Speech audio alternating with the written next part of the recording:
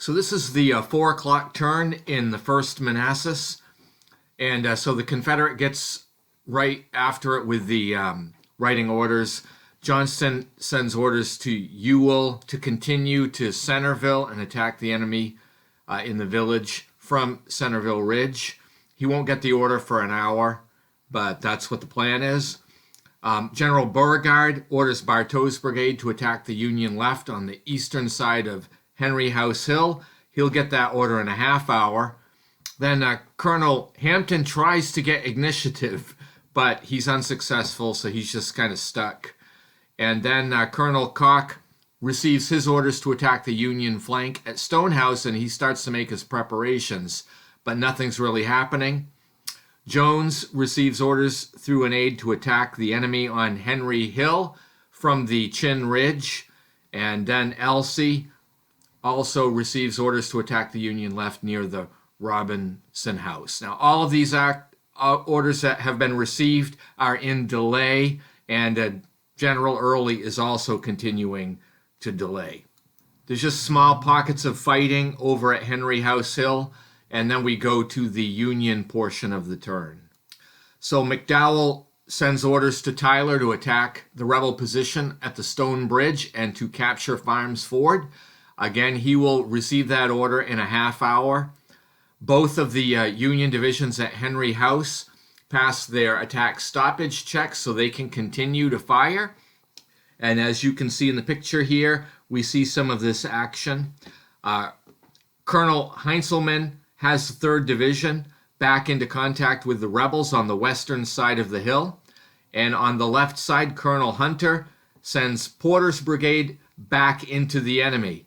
Then General Jackson responds with defensive fire, as we would expect. Porter's brigade suffers heavy losses, and then Colonel Franklin's brigade is also dealt a death blow, and he falls back shaken. Howard's 3rd Brigade is hit by fire from General B's brigade, and the Union becomes disorganized and also has to fall back. There was some offensive fire. Porter's brigade did issue some, and it caused some casualties. Jackson's extended lines became disorganized as a result, and the center takes some more losses. But that ends the 4 o'clock turn. It's 4:30 now, and Colonel Hampton gets initiative, and so he attacks the Union flank from the Robinson home to the Stone House. And that's not a moment too soon because Jackson's brigade is wrecked. Bartow's brigade also receives orders to attack the northeastern side of Henry House Hill, but the order is distorted. So basically, we got to start all over with that. In the picture, you can see Hampton's Legion, which I have circled here, and he's leaving Farms Ford and advances toward the Robinson place where he's going to strike the Union left, you can see.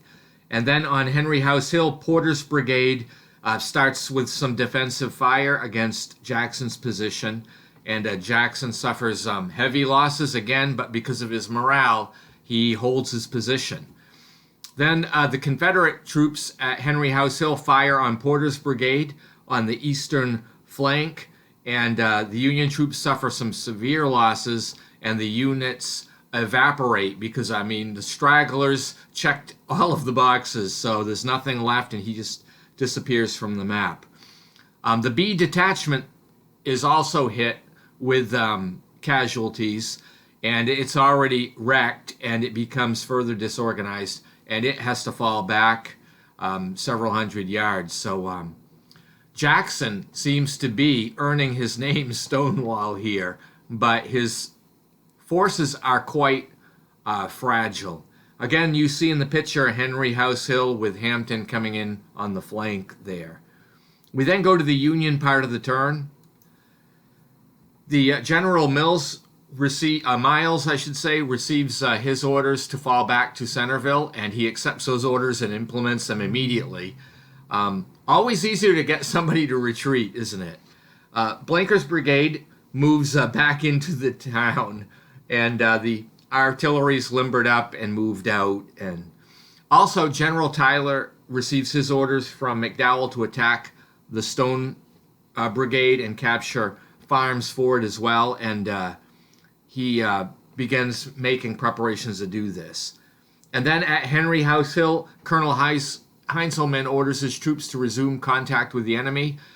Franklin and Wilcox are both wrecked, and Howard's on the verge of wrecking, so this makes it very hard to keep them into contact. But Hunter's division is on the eastern flank and is acting cautiously as it approaches the enemies from the left.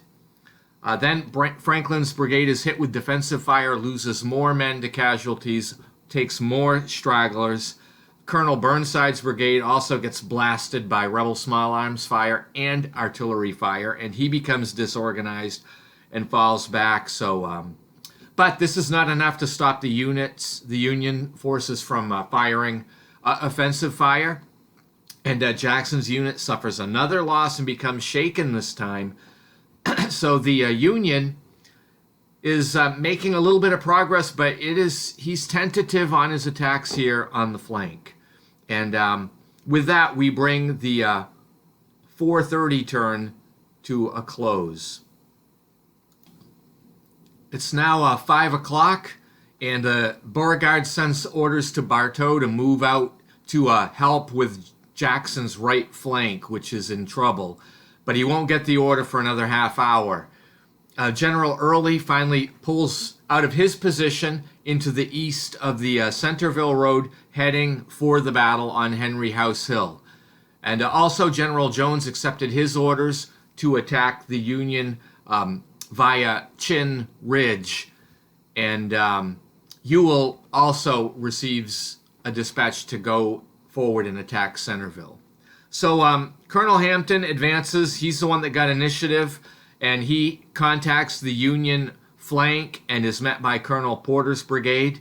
And there's some defensive fire, and Hampton's legion becomes disorganized and falls back. So didn't work out too well. Howard's brigade also fires at Jackson, and Jackson suffers another loss, but he's hanging in there. And then the Confederate troops at Henry House Hill fire back at the Union deployments on the north and east side, and Howard's brigade suffers further losses, suffers some stragglers, becomes disorganized, and then the Confederate artillery takes a shot at Porter, and this time, fortunately, has little effect. We go to the Union part of the turn. So what's noteworthy here, Colonel Heinzelman's division fails the attack stoppage. So that means his orders go away, and he's going to fall back out of range of small arms fire. So that means at least basically 3 hexes away, or hidden in hidden terrain.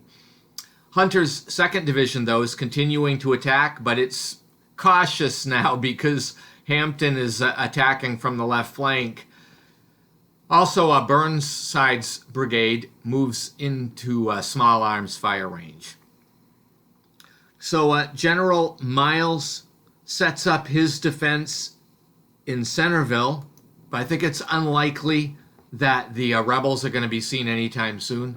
However, I was able to deploy the artillery on the high ground on the Centerville Ridge, and it was able to be unlimbered, so I'm ready. The rebels do conduct some defensive fire along Henry House Hill, and Burnside's brigade ends up getting hit and sustains casualties, particularly from the artillery fire. And Burnside is now wrecked. Also, Colonel Hampton's brigade uses defensive fire to attack Porter near Robinson's plantation, and the Union receives more bad news as Porter's brigade becomes shaken and retreats. So in this final picture here, you do see Jones' brigade is making a flanking maneuver, coming in by Chin Ridge to come into the flank of the Union forces near Young's Branch. But that brings the 5 o'clock turn to a close. During the 5:30 turn, the Bartow receives his orders to advance on the Jackson's right flank to support him against the Union assault. Also, Early marches, and you can see that in the picture, past McLean, home where where Johnston is, and his brigade and artillery are working their way across past Lookout Hill. And in this next picture, we see Jones' brigade is now forming up on near Young Branch on the edge of Chin Ridge, getting ready to go into the flank of the Union forces. During the Union part of the turn, despite receiving heavy damage, Colonel Hunter is this time he's passing his stoppage check. So he has a bunch of wrecked brigades there, but he is passing, and Porter's brigade is moving forward tentatively, but bracing itself for defensive fire. Burnside suffers more straggler losses. Porter's brigade also gets some casualties from rebel artillery, and then the straggler losses end up taking it out completely. So I don't know. Hunter is probably wondering what's happened to my division. The Union artillery is still deployed on Dogan's Ridge. That's able to fire at Henry House Hill, but it has no effect. Then we go to the 6 o'clock turn. The fighting was able to continue here during 6 o'clock. Beauregard gets Jones some new orders to cross Young's Branch and attack the Union troops to the west of Stone's house. But again, he's not going to get that order for a half hour.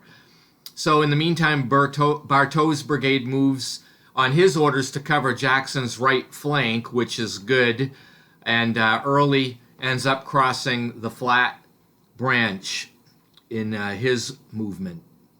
Also, Jones' brigade crosses Young's Branch and deploys. Then the enemy here at Young's Branch has retreated, so he's not going to really have much opportunity to attack. During the Union part of the turn, Hunter's division passes the attack stoppage. It's hard to believe because he's got nothing left of his division, but he's getting very good die rolls on this. And the Union Tyler still hasn't implemented his orders to attack Farms Ford and the Stone Bridge. Hampton does order some defensive fire against Burnside's brigade, which causes Burnside to fall back disorganized. But now, at this point, the 2nd Division's out of range and can't perform any offensive fire. So we go to the 6:30 turn. Jones gets his orders to cross Young's Branch and attack the Union near the Stone House. And also, Koch accepts his orders finally to advance toward the Stone House and attack the Federals from the east. So that's all good. Meanwhile, General Early and his brigade are marching on a secondary road to the southern edge of Greenleaf Branch. Also, Colonel Hampton's troops march past the Robinson Place, which you can see in the picture here, and again find contact with the enemy in small arms range. Burnside fires on the Hampton Legion to the east. It becomes racked after casualties, and Hampton's fire has no effect. This time, Hunter's going to the Union part of the turn. I mean, Hunter had an attack stoppage. I think he must have received a plea from Colonel Burnside, please call this off. So whatever's left of this U.S. 2nd Division falls back to the north, and Colonel Hunter goes to the Sudley Church. The Union artillery, does fire at the enemy, but has no effect. On the 7 o'clock turn, you don't see much happening here, but in the picture, you can see Tyler has implemented his orders to attack at the Stones Bridge and Farm Ford, and so he advances the U.S. 1st Division toward that position, but the Stone Bridge has been abandoned, so there's not much having an effect here. I can't really cross the Stone Bridge here until I have secured Farms Ford, which I haven't done yet, so it kind of stalls the troops here. So we go to the 7:30 turn. So at 7:30, the attacks continue. There's still some limited fighting near Henry House Hill, but the rebels have pretty much kept the Union away from controlling that area, or even Bald Hill for that matter. And in this second picture, you can see Tyler has captured Stone Bridge, but you can see there's still some limited fighting at Farm Ford on his flank, but there's just not, a lot happening there. And this is the turn the game ends. So what has been the result here? Well, the Union has not captured any victory point locations that would get him victory points. I mean, he's poised to capture Stone Bridge, but Tyler is not able to control the western side of it, and Farms Ford is still defended by a rebel brigade, so I'm not able to get anything for that. Also, the Confederates occupy Henry House Hill, so that gives them the 3 victory points for that. The Union doesn't get any.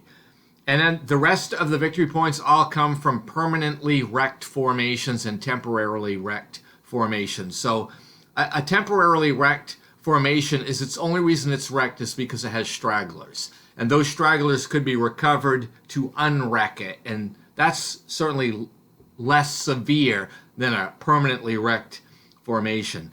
So the Confederates collect 9 more victory points in addition to the 3 for Union losses. So that gives them a total of 12 victory points. But the Union gets 3 victory points for the rebel losses, so that, the sum comes out to the Confederates get 6 victory points total, which is enough for a rebel minor victory. The historical result was a rebel minor victory, but the rebels had more victory points than the 6 historically. But nonetheless, that brings the game to a conclusion. And Civil War Brigade series, great system. And even this unusual battle of the first Bull Run is played out. I was happy with the way this played out. Anyway, thank you for watching, and I hope you have a great day.